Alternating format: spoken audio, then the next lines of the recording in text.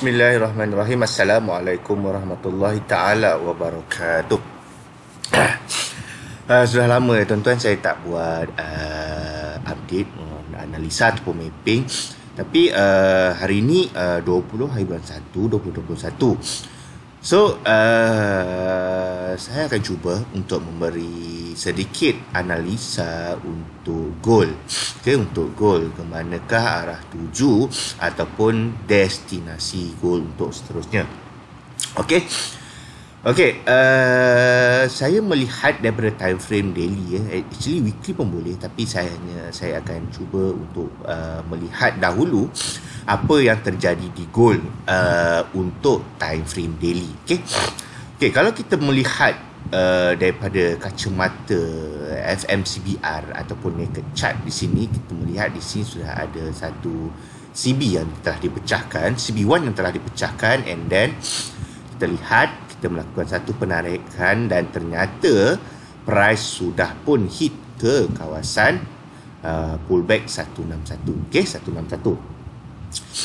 And then daripada situ kita melihat ada satu pemecahan CB1 untuk menjurus kepada pengambilan buy, dan kita boleh menarik satu penarikan di sini melalui penarikan CB1. Penarikan di sini, dan kita melihat ini ialah potensi 423. Kerana apa? Kerana kita melihat 261 telah pun dipecahkan.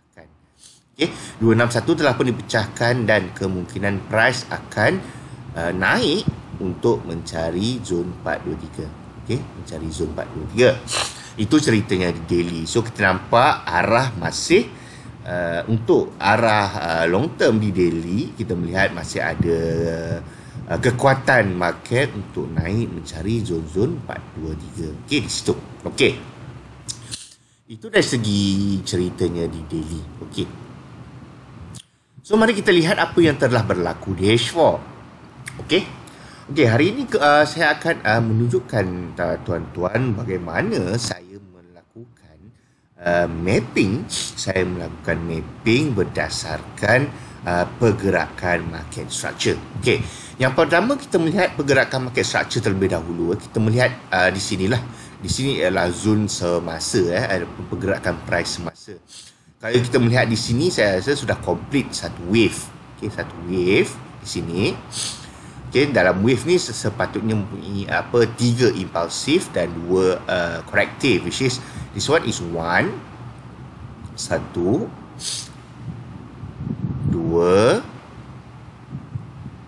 3, 4 dan 5. Dan 5, which is wave ini dalam bentuk diagonal. Dalam bentuk diagonal. Kalau kita tarik satu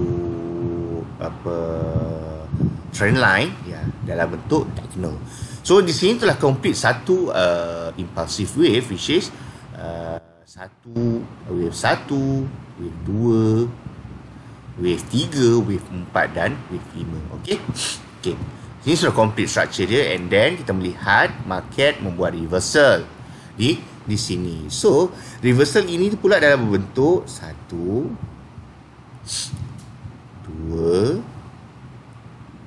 3, 4 dan 5. Ini adalah korektif. Normally ini adalah korektif, tapi korektif dalam berbentuk impulsif. So bilanya terjadinya benda-benda seperti ini, apa yang perlu kita lakukan ialah kita perlu label. Kita perlu buat marking ataupun penandaan. So kita melihat di sini ada satu tempat ataupun satu what we call it as lower high. Di sini ialah zone lower high. So kita boleh melakukan penandaan. Higher high. Ini ialah higher high yang terakhir. High yang terakhir, kita tukar color, kita pakai color dark blue. Ini ialah high yang terakhir, dan ini ialah lower low.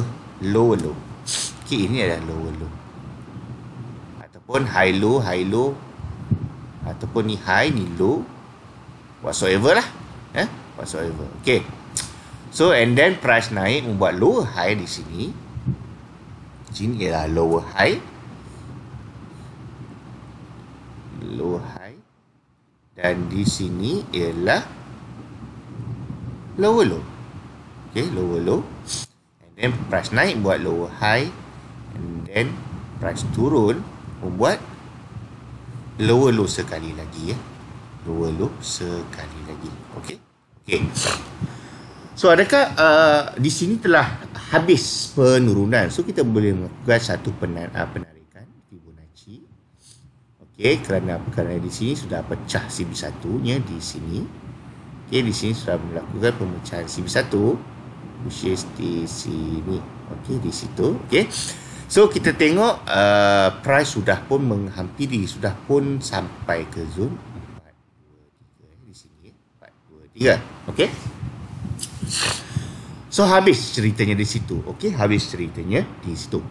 So and then daripada pergerakan ini, kita panggil inilah pergerakan market structure.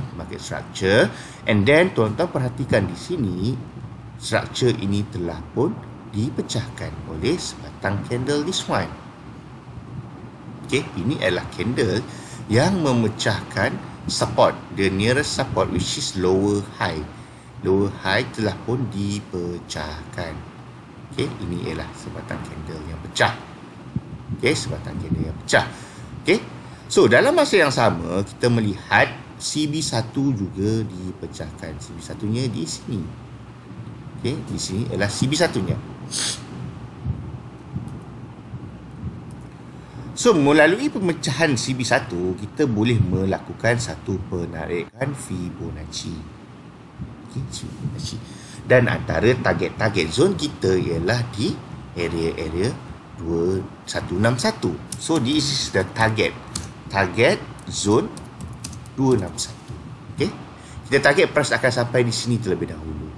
Okay, kita target price akan pergi di zone 261 di sinilah, di sini. Okay,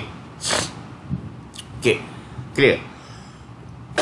So kita kena faham pergerakan structure di mana di sini ada high, lower low, lower high, lower low, lower high, lower low. And then price naik dan pecah this the nearest what we call it the nearest resistance SNR di sini, dan price pecah dan price turun. Kemungkinan besar price boleh turun sehingga ke zone kosong ni tuan-tuan.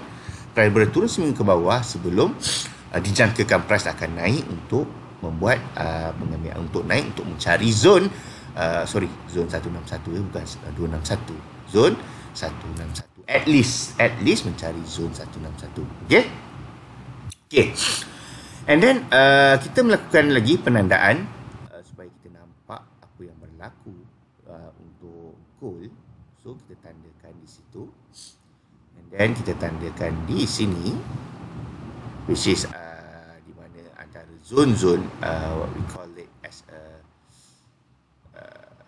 zone-zone yang berkepentingan lah tuan-tuan, zone-zone yang berkepentingan, which is di sini.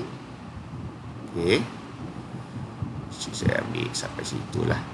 Okay, low high, and then kita ambil lagi zone di sini. So zone di sini kemungkinannya besar berada di situ, which is di sini. Kurangkan sikit di situ, ataupun kita boleh ambil maybe di sini yang terdekat. Okay, di situ yang terdekat. So kita tarik sampai ke belakang ni tuan-tuan. So kita nak melihat tindak balas harga terhadap zone-zone yang kita telah marking.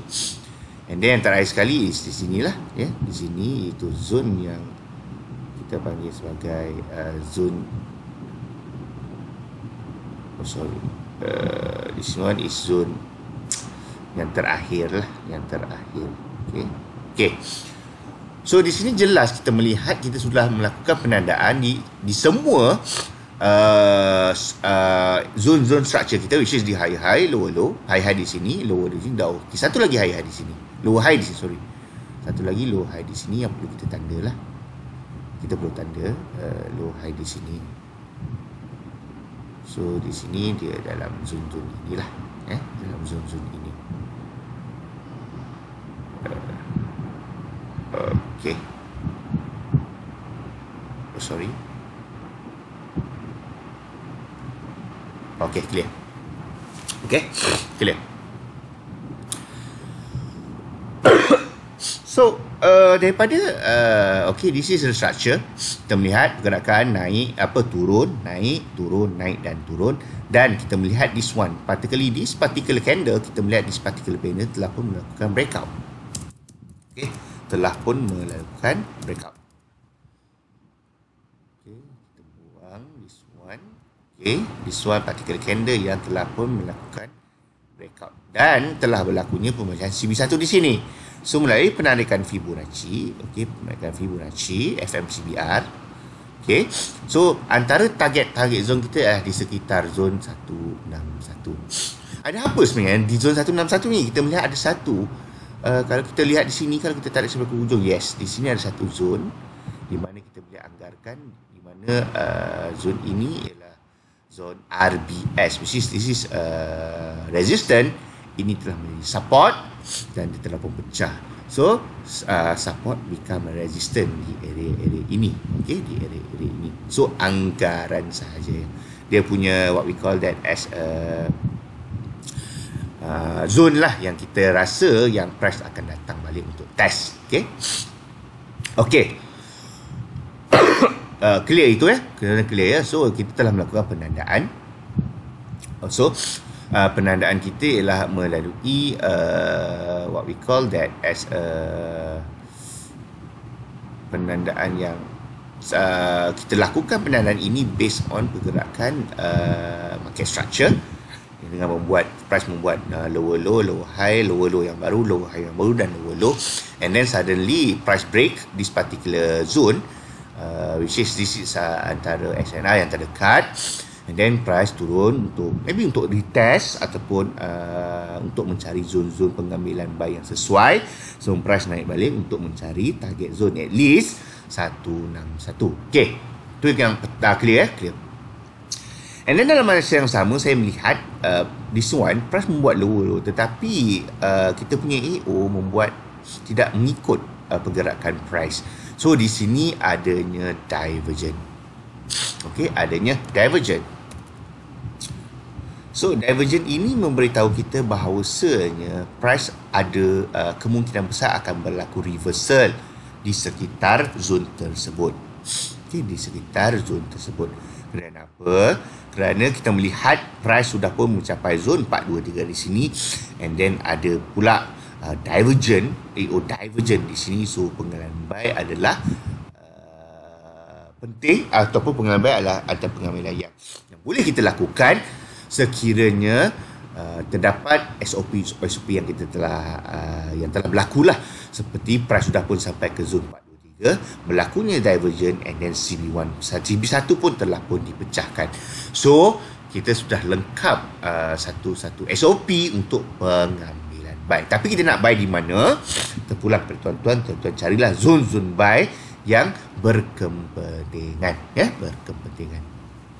Okay. So, targetnya kita akan target bahawasanya price akan naik. Price naik, break kita punya the nearest SNR, and then price turun. Price turun, kemungkinan price boleh try sampai ke sini ataupun even di sini, boleh turun, and then price naik balik lah. Then price naik balik. Price naik untuk test balik zone 161. Okay, 161. So, arahnya kita seeloknya kita akan mencari buy. Kerana apa? Kerana kita melihat masih ada dalam 500 pip. Kalau naik sampai ke atas ni, ada dalam 500 pip stop loss kita. Kalau kita buy di sini, stop loss kita dalam 400 pip. Kalau di test balik lah ke zone ke bawah ni. So, tuan-tuan perlu mencari entry-entry yang terbaik supaya kita profit tuan-tuan, supaya floating tidak tinggi, yang pertama. And then yang kedua, risk and reward kita berbaloi. Okay, risk and reward kita berbaloi. Okay, so itu ceritanya kalau kita melihat this one, sekali lagi kalau kita besarkan sedikit, this one semua kenaikan bull candle, so kejatuhan yang sekadar pullback. So kita boleh mengukur actually sampai mana dia nak turun, actually pullback tu sampai mana melalui satu penarikan Fibonacci di saya boleh putuskan di sini di H1 ni tuan-tuan. Di H1 kita melihat di manakah zon-zon price tu akan berhenti. Allah, susahnya, sorry tuan-tuan ya. So saya besarkan sikit. So di manakah kemungkinan price akan berhenti. So kita melihat kita patah balik. Price sudah pun sampai ke level 423 di H1. Okey, di H1. Okey, di H1. So adakah pullback ini sudah pun selesai? Kita tidak tahu ya. Kita tidak tahu. Cumanya kita hanya akan menjagakan arah market akan bergerak, kemungkinan besar akan mencari target zone 161. Cumanya kita akan cuba mencari zon-zon entry buy yang terbaik lah. Sama ada di sini yang kita telah sampai zon 423 ataupun dia boleh turun lagi sehingga ke bawah ni. Kita tak tahu, mungkin dia boleh turun ke sini sebelum dia naik ke atas, ataupun dia test balik zon ke bawah ataupun naik ke atas. Okey. Perlu diingatkan bahawasanya sekiranya level kosong ini dipecahkan, okey, level kosong ini dipecahkan, secara automatiknya setup ini menjadi fail lah, setup ini akan gagal. Kerana apa? Kerana jika dipecahkan, dia membuat lower low yang baru. So bilanya dia buat lower low yang baru, kita akan menunggu berlakunya pemecahan CB1 yang baru ataupun pemecahan zon SNR yang baru sebelum kita mempredik pergerakan market untuk ke mana ke mana. Okey. Okey. So tuan-tuan, kalau kita melihat pergerakan yang besar, kemungkinan price akan buat satu pergerakan ke bawah, sebab ini ada satu impulsive wave, so dia kena buat satu corrective wave. So kemungkinan besar B-nya di sini dan C-nya di sini, kemungkinan besar lah. Ini hanya prediction dan untuk prediction saja, forecast saja. So dia kena ada satu wave, which is this one, satu. Kemungkinan di A, then price naik, membuat B sebelum price turun, membuat C ke situ, ataupun dia akan, kemungkinan besar dia akan test balik di slower low, kita tidak tahu, ataupun price boleh terus naik sampai ke sini atau sampai ke atas, kita tak tahu, sebelum membuat satu corrective wave seperti inilah, seperti ini. Boleh jadi, boleh jadi. So 5, tapi kalau ikutkan rule of correction, ini adalah 5 wave, dia akan diikuti oleh 3 wave. 3 wave tak, kalau 5, 3, normally dia akan bentuk zigzag. So kalau zigzag, kemungkinan besarnya beginilah. Okay. So sekarang untuk dalam masa minggu depan, kita akan fokus untuk mencari buy. Kerana apa? Kerana ciri-ciri ataupun reason untuk buy sudah ada. Price sudah pun sampai ke zon 423, berlakunya divergent, berlakunya pemecahan CB1, dan target price kita at least di zon-zon 161, which is di zon-zon ini. Target zon kita, target zon 161, sebelum kita mencari potensi-potensi untuk sell sama ada di target zone 161 ni. Kalau ada, kita boleh follow. Kalau tak ada, kita duduk diam saja tuan-tuan ya. Okey. Tetapi perlu diingat, di daily masih lagi ada kekuatan ya. Masih lagi ada kekuatan untuk mencari zon 423 di sini. Okey. Tapi kita kena melihat time frame kecil juga ya. Kita kena lihat lower time frame. Kerana apa? Kerana sama ada lower time frame tu support ataupun seiring dengan higher time frame. Okey, higher time frame. So buat masa sekarang, saya lebih bias kepada buy. Okey, saya lebih bias kepada buy kerana sudah ada reason kita untuk buy. Price sudah sampai ke zone 423, sudah berlakunya divergence, CB1 pun telah pun dipecahkan. And then kata kita lihat di sini ialah penurunan tambah pullback kerana CB1 nya di sini masih belum lagi dipecahkan. So target saya adalah price akan cuba mencari zon 161 sebelum kita lihat reaksi ataupun price action yang berlaku di sini sebelum kita melakukan keputusan untuk buy ataupun sell ataupun kita nak hold kita punya buy. Okay, sekian dulu dari saya. Sekian, diharap analisa ini dapat membantu. Kerana apa? Kerana saya melakukan mapping ini berdasarkan pergerakan market structure dan juga penandaan SNR dan juga disebutkan kita boleh consider as a SND and then dan melalui pergerakan market melalui pemerhatian atau penggunaan kacamata FM Sudian. Okey, sekian, terima kasih kepada saya. Semoga analisa ini dapat membantu anda. Assalamualaikum warahmatullahi taala wabarakatuh.